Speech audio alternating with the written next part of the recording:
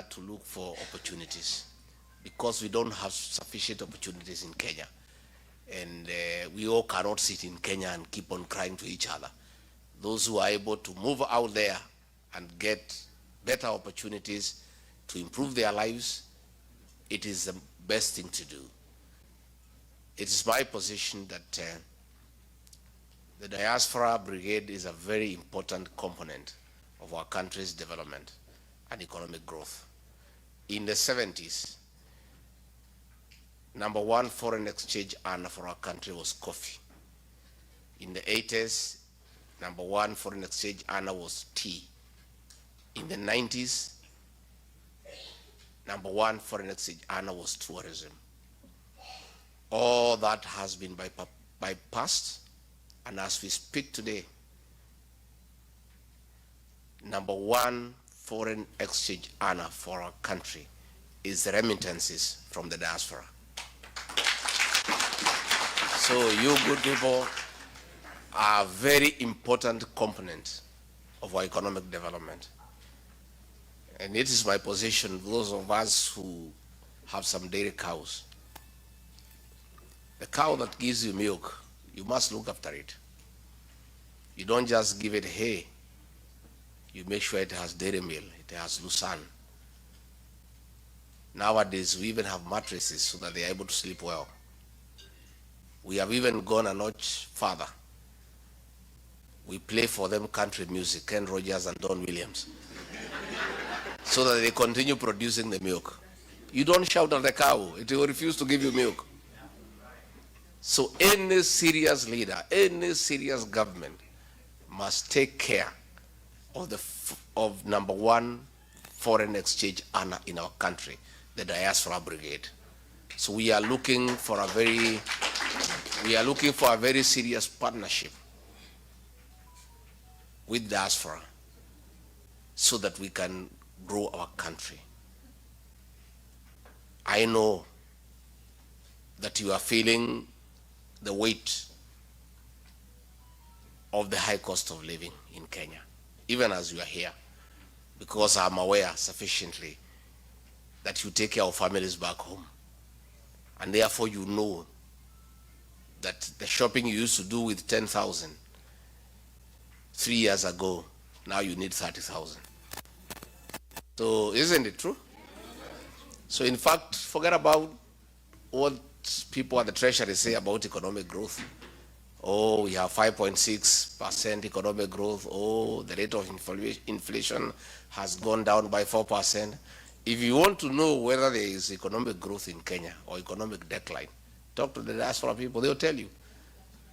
They only need to know how much they are spending as opposed to how much they were spending 3 years ago. And then they know that the economy is on decline.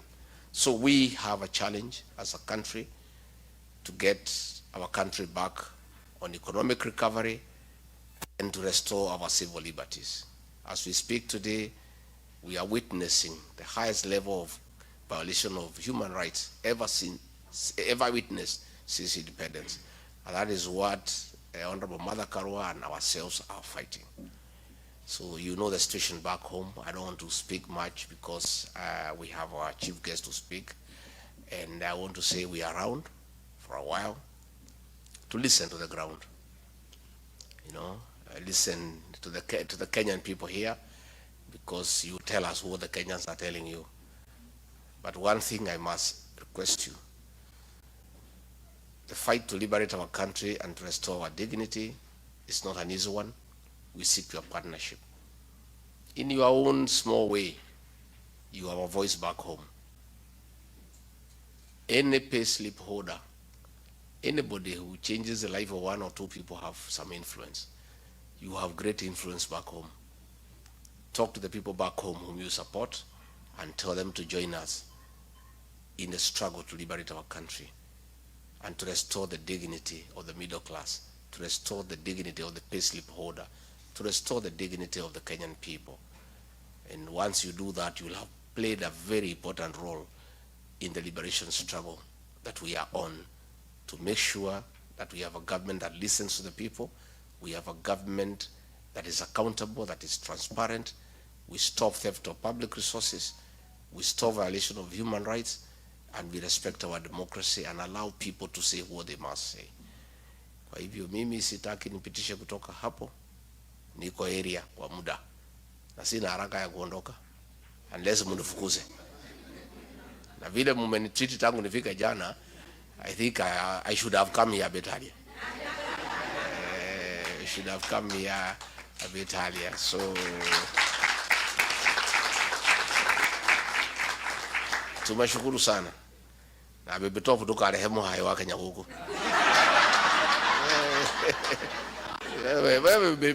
These are very serious people. These are very serious business people. Kanatiguo. Yeah?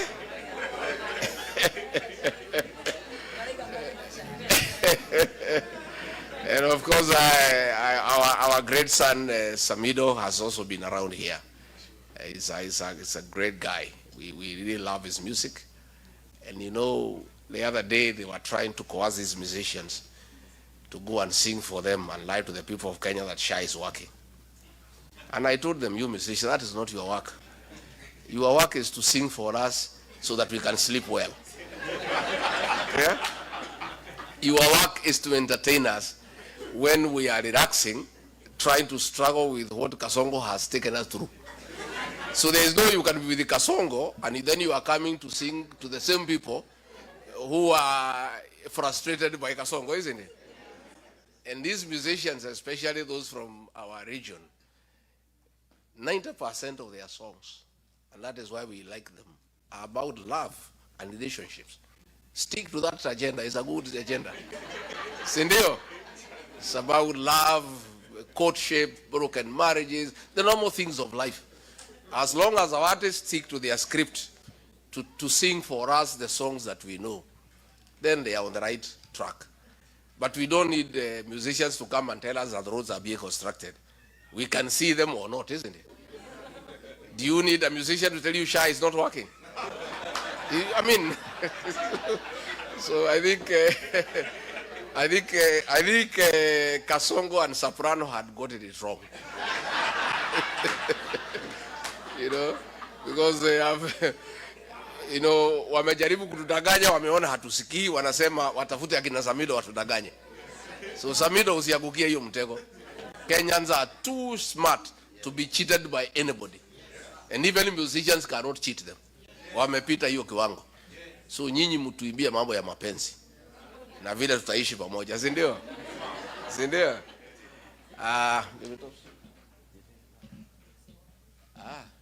Sasa muko tayari tumkaribishe kiongozi wetu? Yeah? You know, when I looked at the way things are going in Kenya and the struggle that we are having with Kasongo, I thought that I needed to go and look for my sister because she has been at it for a longer time than all of us. You know, she has really fought for the liberation of our country for many years.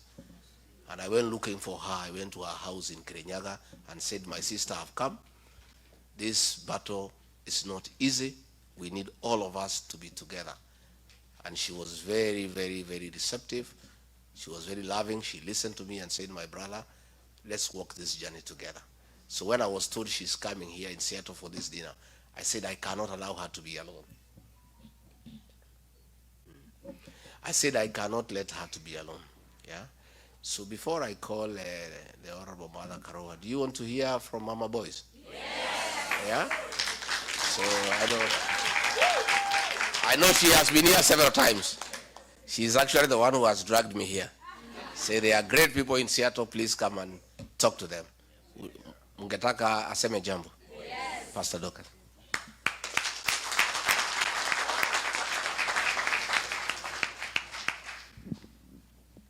Good evening. Bwana asifiwe. Thank you very much, People's Deputy President, our bigger sister, and our friend, Honorable Mother Karowa, and the committee that has prepared this place, Baby Top, and our son, Samidoh. I believe that tonight is going to be a good night, and because we don't want to take very long. He has already spoken, and our sister is about to speak for the purposes of saving time. I just want to greet my boys who are here as mama boys. How are you? Are these women treating you right? If they are, don't worry. We are going to have a talk, and I'm sure they are going to treat you right. And you know, mothers are very important. When you see women, you see the future because they give birth to all of us. And therefore, they ought to be to look for opportunities, because we don't have sufficient opportunities in Kenya. And we all cannot sit in Kenya and keep on crying to each other. Those who are able to move out there and get better opportunities to improve their lives, it is the best thing to do. It is my position that the diaspora brigade is a very important component of our country's development and economic growth. In the 70s, number one foreign exchange earner for our country was coffee. In the 80s, number one foreign exchange earner was tea. In the 90s, number one foreign exchange earner was tourism. All that has been bypassed, and as we speak today, number one foreign exchange earner for our country is the remittances from the diaspora. So you good people are a very important component of our economic development. And it is my position, those of us who have some dairy cows, the cow that gives you milk, you must look after it. You don't just give it hay. You make sure it has dairy meal, it has lucerne. Nowadays, we even have mattresses so that they are able to sleep well. We have even gone a notch further. We play for them country music, Ken Rogers and Don Williams, so that they continue producing the milk. You don't shout at the cow, it will refuse to give you milk. So any serious leader, any serious government must take care of number one foreign exchange earner in our country, the diaspora brigade. So we are looking for a very serious partnership with diaspora so that we can grow our country. I know that you are feeling the weight of the high cost of living in Kenya, even as you are here, because I'm aware sufficiently that you take care of families back home. And therefore you know that the shopping you used to do with 10,000 3 years ago, now you need 30,000. So isn't it true? So in fact, forget about what people at the Treasury say about economic growth. Oh, we have 5.6% economic growth. Oh, the rate of inflation has gone down by 4%. If you want to know whether there is economic growth in Kenya or economic decline, talk to the diaspora people, they'll tell you. They only need to know how much they are spending as opposed to how much they were spending 3 years ago. And then they know that the economy is on decline. So we have a challenge as a country to get our country back on economic recovery and to restore our civil liberties. As we speak today, we are witnessing the highest level of violation of human rights ever witnessed since independence. And that is what Honorable Mother Karua and ourselves are fighting. So you know the situation back home. I don't want to speak much because we have our chief guest to speak. And I want to say we are around for a while to listen to the ground. You know, listen to the Kenyan people here, because you tell us what the Kenyans are telling you. But one thing I must request you, the fight to liberate our country and to restore our dignity is not an easy one. We seek your partnership. In your own small way, you have a voice back home. any pay slip holder, anybody who changes the life of one or two people have some influence. You have great influence back home. Talk to the people back home whom you support and tell them to join us in the struggle to liberate our country and to restore the dignity of the middle class, to restore the dignity of the payslip holder, to restore the dignity of the Kenyan people. And once you do that, you'll have played a very important role in the liberation struggle that we are on, to make sure that we have a government that listens to the people, we have a government that is accountable, that is transparent, we stop theft of public resources, we stop violation of human rights, and we respect our democracy and allow people to say what they must say. Kwa hivyo mimi sitaki nipitishe kutoka hapo, niko area kwa muda na sina haraka ya kuondoka unless munifukuze. Na vile mmenitreat tangu nifika jana, I think I should have come here a bit earlier. I should have come here a bit earlier. So tumeshukuru sana. Na bebetofu tuka rehemu hayo wake nyakuku.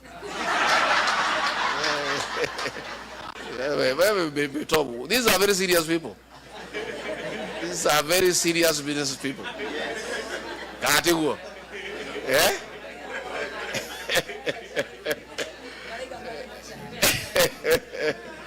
And of course, our great son Samidoh has also been around here. He's a great guy. We really love his music. And you know, the other day they were trying to coerce these musicians to go and sing for them and lie to the people of Kenya that Shah is working. And I told them, you musicians, that is not your work. Your work is to sing for us so that we can sleep well. Yeah? Your work is to entertain us when we are relaxing, trying to struggle with what Kasongo has taken us through. So there is no you can be with the Kasongo and then you are coming to sing to the same people who are frustrated by Kasongo, isn't it? And these musicians, especially those from our region, 90% of their songs, and that is why we like them, are about love and relationships. Stick to that agenda. It's a good agenda. Sindio? It's about love, courtship, broken marriages, the normal things of life. As long as our artists stick to their script to sing for us the songs that we know, then they are on the right track. But we don't need musicians to come and tell us that the roads are being constructed. We can see them or not, isn't it? Do you need a musician to tell you Shah is not working? I mean, so I think Kasongo and Soprano had gotten it wrong. You know, because they have, you know, wamejaribu kutudanganya, wameona hatusikii, wanasema watafute akina Samidoh watudanganye. So Samidoh usiangukie hiyo mtego. Kenyans are too smart to be cheated by anybody. And even musicians cannot cheat them. Wamepita hiyo kiwango. So nyinyi mtuimbie mambo ya mapenzi. Na vile tutaishi pamoja, si ndio? Si ndio?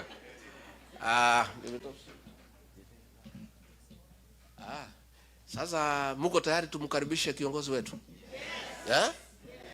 You know, when I looked at the way things are going in Kenya and the struggle that we are having with Kasongo, I thought that I needed to go and look for my sister because she has been at it for a longer time than all of us.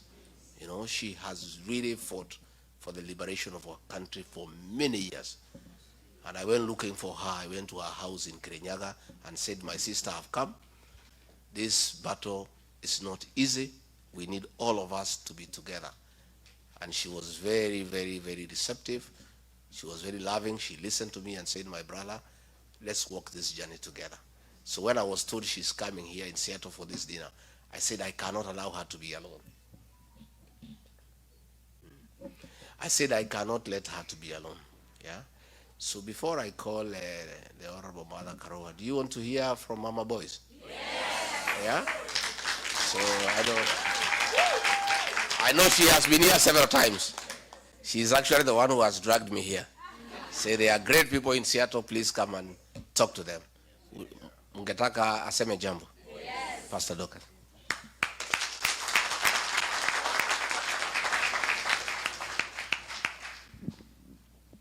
Good evening. Bwana asifiwe.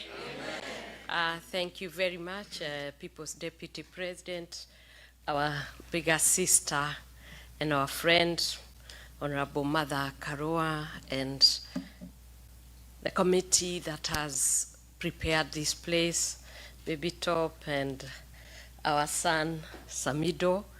I believe that tonight is going to be a good night, and because we don't want to take very long, he has already spoken, and our sister is about to speak for the purposes of saving time.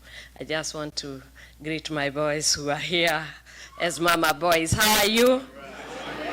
Are these women treating you right? No. If they are don't worry. We are going to have a talk, and I'm sure they are going to treat you right. And you know, mothers are very important. When you see women, you see the future because they give birth to all of us. And therefore, they ought to be to look for opportunities, because we don't have sufficient opportunities in Kenya. And we all cannot sit in Kenya and keep on crying to each other. Those who are able to move out there and get better opportunities to improve their lives, it is the best thing to do.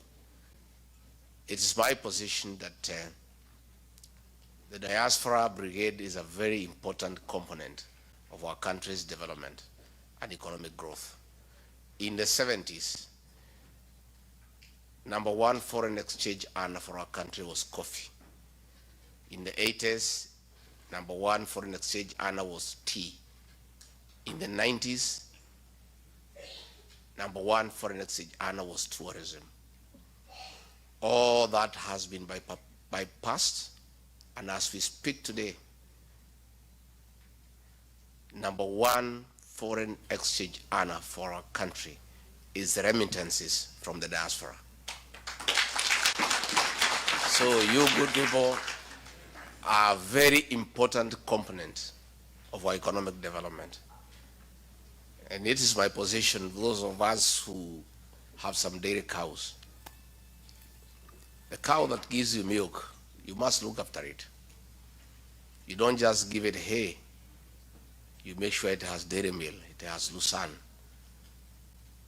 Nowadays, we even have mattresses so that they are able to sleep well. We have even gone a notch further. We play for them country music, Ken Rogers and Don Williams, so that they continue producing the milk. You don't shout at the cow, it will refuse to give you milk. So any serious leader, any serious government must take care of number one foreign exchange earner in our country, the diaspora brigade. So we are looking for a very serious partnership with diaspora so that we can grow our country. I know that you are feeling the weight of the high cost of living in Kenya, even as you are here, because I'm aware sufficiently that you take care of families back home. And therefore you know that the shopping you used to do with 10,000 3 years ago, now you need 30,000.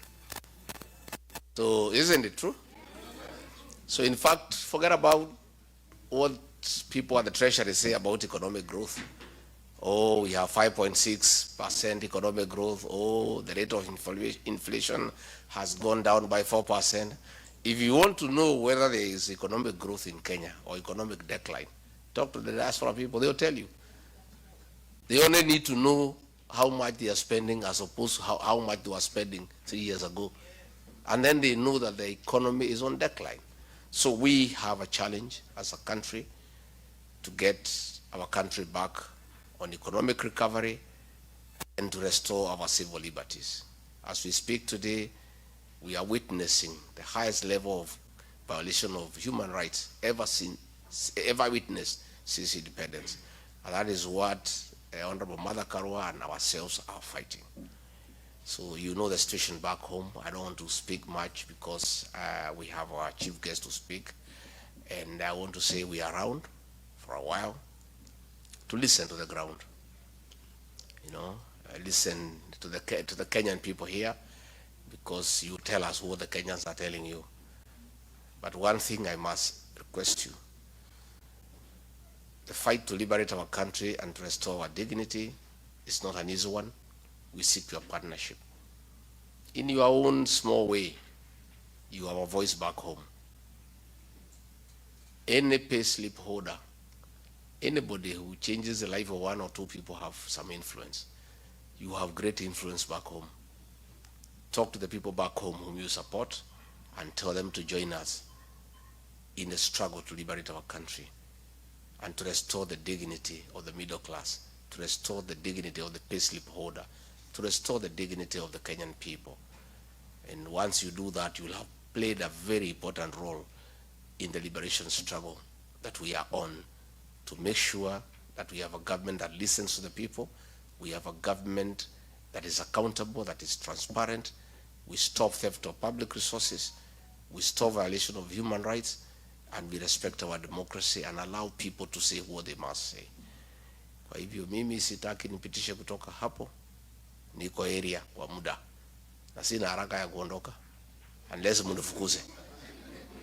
Na vile mmenitreat tangu nifika jana, I think I should have come here a bit earlier. I should have come here a bit earlier. So tumeshukuru sana. Na bebetoa kutoka rehemu hayo wa Kenya huko.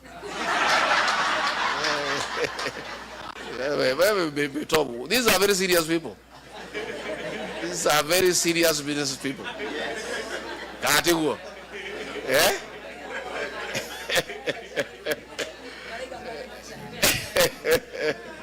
And of course, our great son Samidoh has also been around here.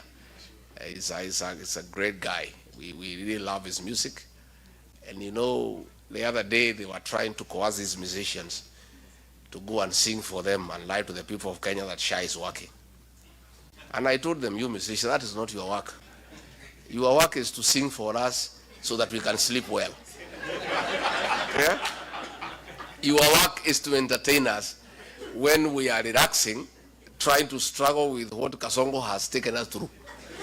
So there is no you can be with the Kasongo and then you are coming to sing to the same people who are frustrated by Kasongo, isn't it? And these musicians, especially those from our region, 90% of their songs, and that is why we like them, are about love and relationships. Stick to that agenda. It's a good agenda. Sindio? It's about love, courtship, broken marriages, the normal things of life. As long as our artists stick to their script to sing for us the songs that we know, then they are on the right track. But we don't need musicians to come and tell us that the roads are being constructed. We can see them or not, isn't it? Do you need a musician to tell you Shah is not working? I mean, so I think Kasongo and Soprano had gotten it wrong. You know, because they have, you know, wamejaribu kutudanganya, wameona hatusikii, wanasema watafute akina Samidoh watudanganye. So Samidoh usiangukie hiyo mtego. Kenyans are too smart to be cheated by anybody. And even musicians cannot cheat them. Wamepita hiyo kiwango. So nyinyi mtuimbie mambo ya mapenzi. Na vile tutaishi pamoja, si ndio? Si ndio?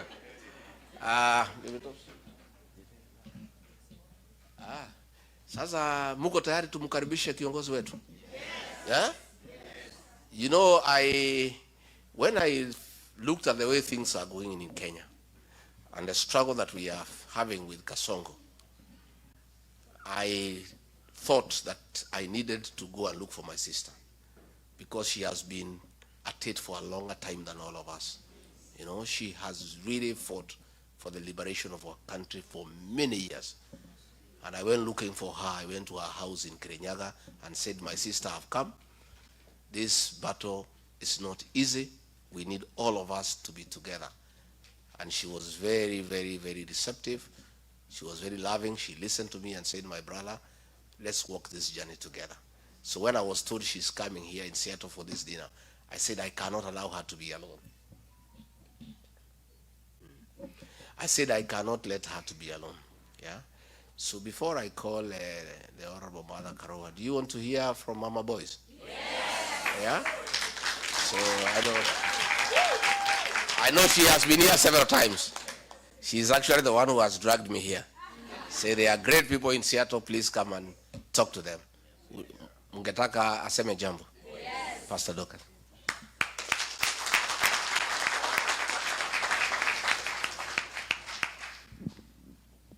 Good evening.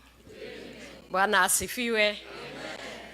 Thank you very much, People's Deputy President, our bigger sister, and our friend, Honorable Mother Karowa, and the committee that has prepared this place, Baby Top, and our son, Samidoh. I believe that tonight is going to be a good night, and because we don't want to take very long, he has already spoken, and our sister is about to speak for the purposes of saving time. I just want to greet my boys who are here as Mama Boys. How are you? Are these women treating you right? No. If they are... don't worry. We are going to have a talk. And I'm sure they are going to treat you right. And you know, mothers are very important. When you see women, you see the future because they give birth to all of us. And therefore, they ought to be